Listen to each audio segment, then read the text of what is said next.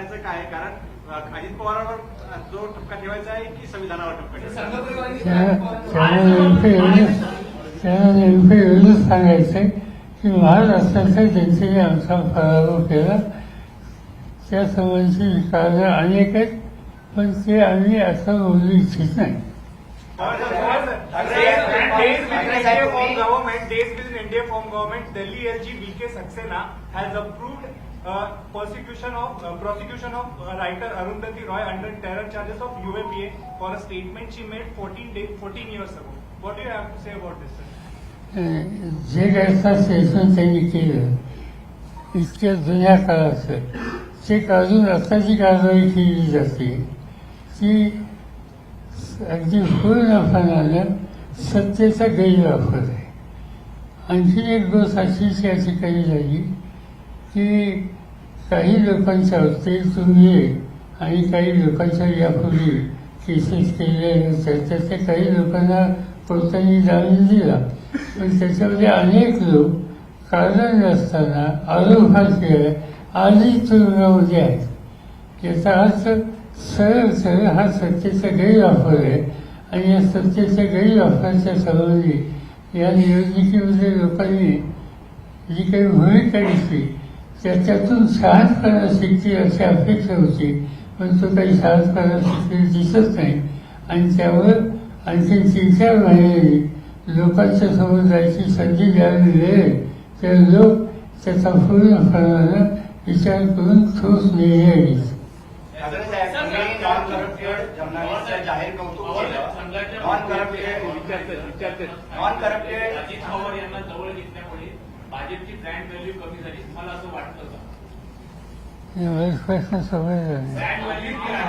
अजित पवारांना घेतल्यामुळे भाजपची ब्रँड व्हॅल्यू कमी झाली. याचा काय त्यांचा अनुभव काय तो त्यांनी सांगितलं आणि त्याच्यावर तुम्ही नॉन करप्टेड इंडिपेंडंट जर्नलिस्टचं कौतुक केलं त्याबद्दल मी तुमचे आभार मानतो. माझा फक्त पवार साहेबांना एकच प्रश्न आहे.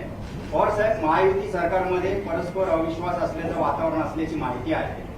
ऑर्गनायझर मधून पण टीम अजितदादाला सोबत घेतल्याने लोटस ब्रँडला डॅमेज झाल्याचं जाहीर मत मांडलं गेलं.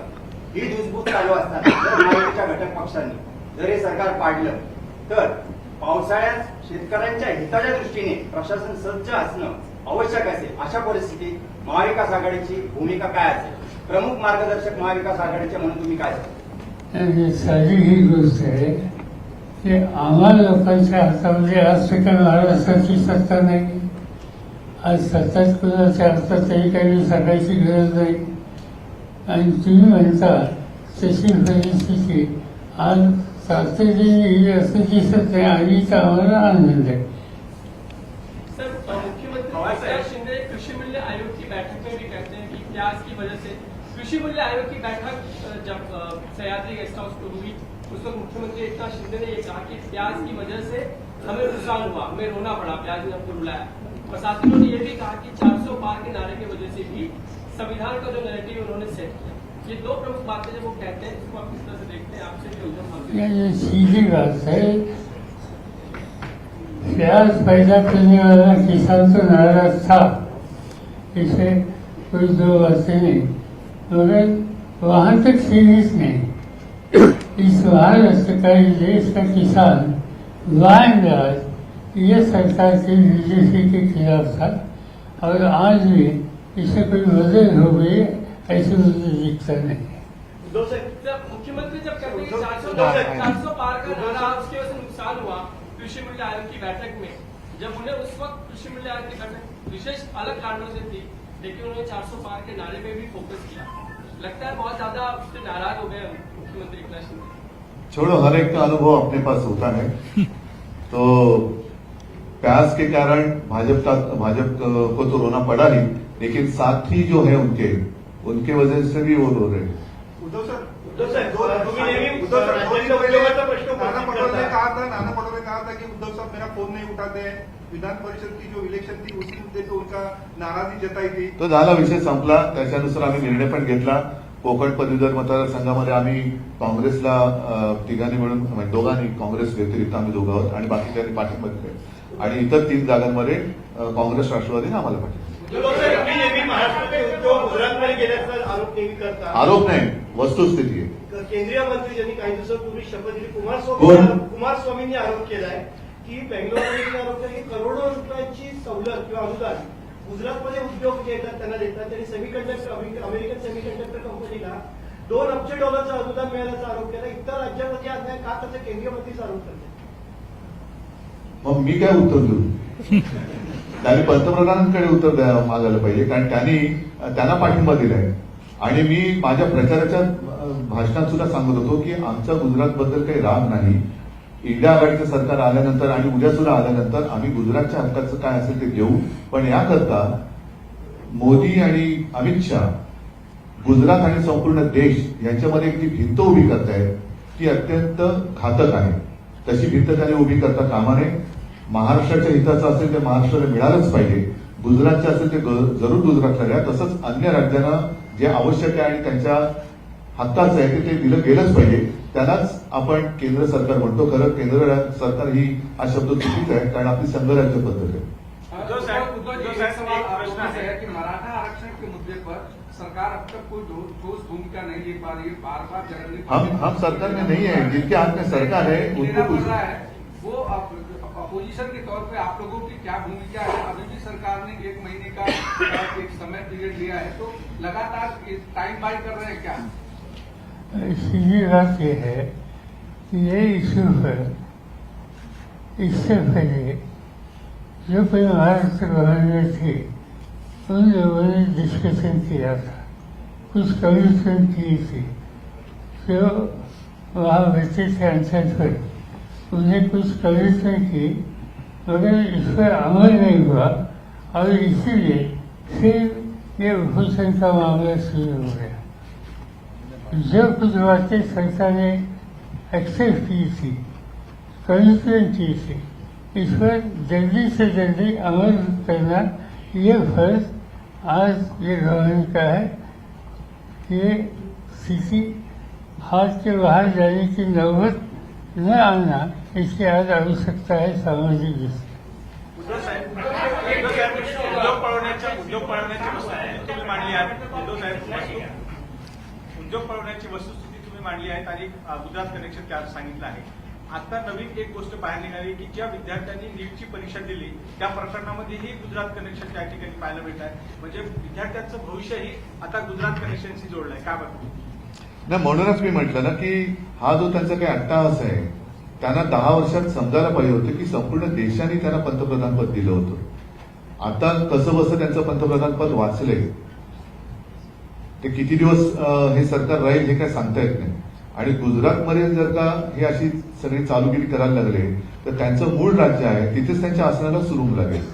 आणि एकूणच जे काय मगाशी तुम्ही नरेटिव्ह म्हणतात, नरेटिव्ह एका बाजूला, पण ह्यांच्यामध्ये खरेपणा नाहीये. हा सगळा फोलपणा आता देशाच्या जनतेच्या लक्षात आलेला आहे. यावेळेला मी परत सांगेन की मला अभिमान आहे की देशातली जनता जागी झाली आणि आणखीन सुद्धा एक थोडाफार विश्वास काही लोकांचा मोदींवरती होता, भाजपवरती होता, तो या निकालामुळे आता साफ उडालेला आहे. येत्या निवडणुकीत आणखीन चित्र खूप बदललेलं आणि देशाच्या दृष्टीने सुधारलेलं दिसेल. आघाड़ी को प्रकाश आंबेडकर की वजह से 3-4 सीटों का नुकसान हुआ, तो क्या विधानसभा में आप उनको फिर से बुलाएंगे क्या? देखो, पहले ही जैसे जयंत जी ने कहा, जितने लोग हमारे साथ अभी रहे और उन्होंने संघर्ष किया, हम उनको लेकर आगे जाएंगे. और कुछ लोग अगर आना चाहते हैं, सिर्फ ये या वो ऐसे नहीं, तो खींचातानी किए बिना अगर वो आना चाहते हैं तो देखेंगे. लेकिन मैं जिसका नाम आपने लिया वो नाम लेकर मैं कुछ नहीं कहना चाहता. मैं जनरल बात कर रहा हूँ.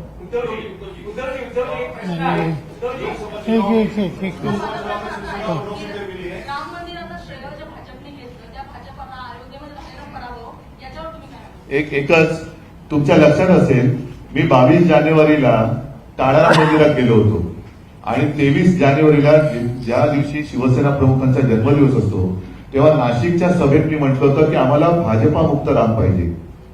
तो भाजपा मुक्त राम अयोध्यावासियांनी आणि उत्तर प्रदेश जिथे जिथे प्रभू रामचंद्राचं वास्तव्य होतं तिथे तिथे भाजपाने सपाटून मार खाल्लेला आहे. म्हणजे आता भाजप मुक्त राम झालेला आहे. उद्धवजी एक प्रश्न आहे. उद्धवजी एक प्रश्न आहे लोकसभा निवडणुकीच्या निकालानंतर ज्या पद्धतीने महाविकास आघाडीच्या जागा आलेल्या आहेत, काँग्रेसचे नेते म्हणू लागलेले आहेत की आता महाविकास आघाडीमध्ये आम्ही मोठे भाऊ. तुमच्या मते कोण मोठा भाऊ आहे, कोण छोटा भाऊ? या निवडणुकीमध्ये मोठा भाऊ छोटा भाऊ वगैरे काही चालणार नाही. प्रत्येक मतदारसंघामध्ये आम्ही बसून सर्वात चांगला उमेदवार कुठल्या पक्षाकडे आहे आणि मागच्या निवडणुकीचे संदर्भ घेऊन जागा वाटपाचा निर्णय घेऊ. आमचा प्रयत्न आहे की लवकरात लवकर तो निर्णय होईल. आज प्राथमिक बैठक आमची झालेली आहे, त्यामुळे बाकी तुम्ही याच्यात काही जाऊ नका. मला वाटतं पृथ्वीराजजींनी उत्तर दिलं ना, वेळच आहे. याच्यातच आमची एक वाक्य दिसते.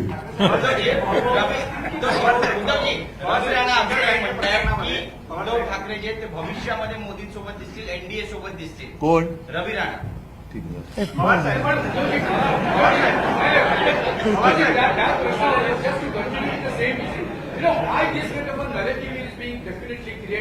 की उद्धव ठाकरे हे कधी ना कधीतरी परत एनडीएमध्ये येतील. We would definitely like to have some certain rather clarification. Are you really seriously on that? Some back channel activities are on. What's happening on that front? बरं ठीक आहे, मला समजा जायचंय, यांच्या मध्ये बसून आता हो सांगू.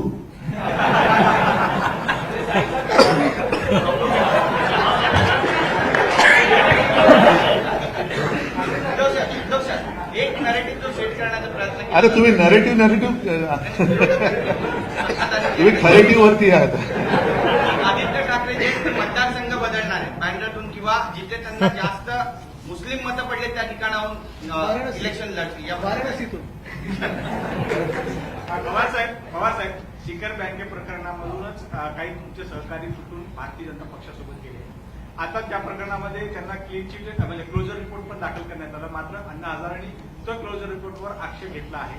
याचा अर्थ असा आहे की पुन्हा अजित पवार यांची अडचणीत वाढ होईल आणि ते तुमच्याकडे परत येते असं वाटतं. असं याच्यात ही वर्ष कोर्टाचं चालत आहे.